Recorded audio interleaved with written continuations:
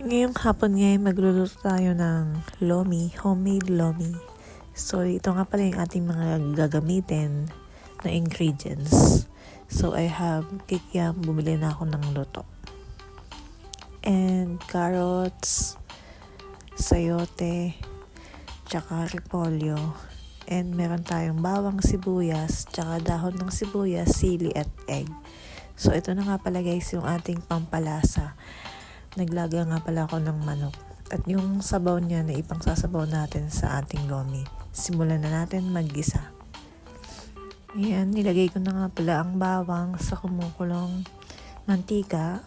And wait natin pumula bago ilalagay ang sibuyas.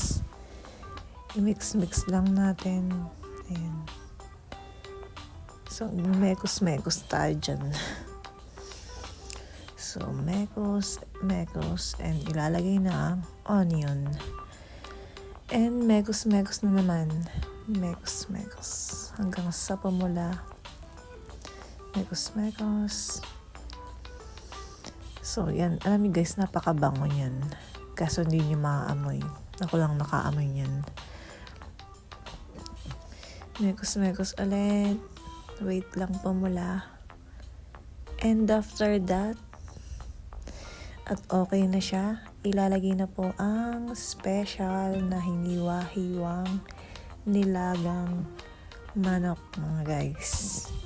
And yun, finally, mapula na ang bawang ng sibuyas. Ilalagay na natin ang hiniwa-hiwang nilagang manok. Siyempre, yan yung ating pampalasa mga guys. And halo-halo na naman, mekos. And yun, napakabango guys.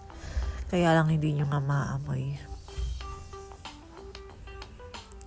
Tamang nood na lang kayo sa ating pagluluto. And after that, ilalagay na nga ang carrots. And after carrots, nilagay na nga ang sayote. And after ilagay nga po ay haluin ulit. And after maghalo-halo, ilalagay na natin yung pinaglagaan ng chicken.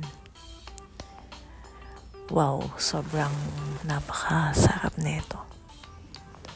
And syempre, kulang naman yung sabaw na yan, kaya mag-a-add ulit tayo ng water. And yun na nga guys, nag-add ulit tayo ng water. And ayun, mag-a-add na naman tayo kasi kulang pa rin yan. So, lagay ulit tayo ng water. And after that, tatakpan na natin at wait natin kumulo. Then, after a minute, so kumukulo na siya. And ngayon naman ay tetempla na natin. So, lalagyan na natin siya ng pepper.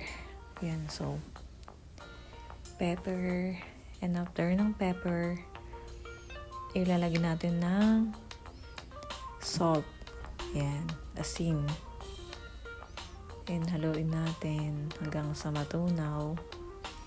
And after that, lalagyan naman natin ng magic sarap. Baka naman. Char. Sa magic, may magic ang inyong niluluto. Kasi mas sasarap siya. And takpan natin ulit. Yan. So, after a minute, nakita nyo naman, sobrang kumukulo na siya. Ilalagay na natin ang special Mickey. So, yan naman ang ating lulutuin.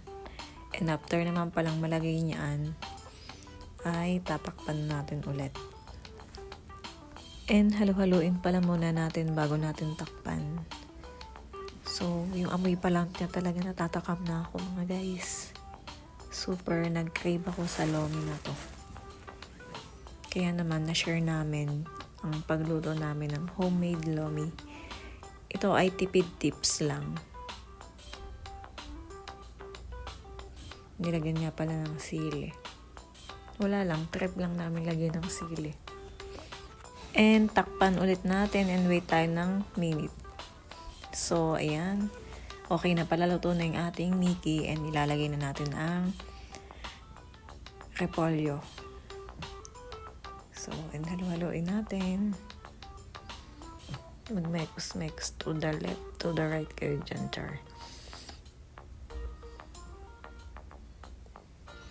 So, yan. Halo-halo.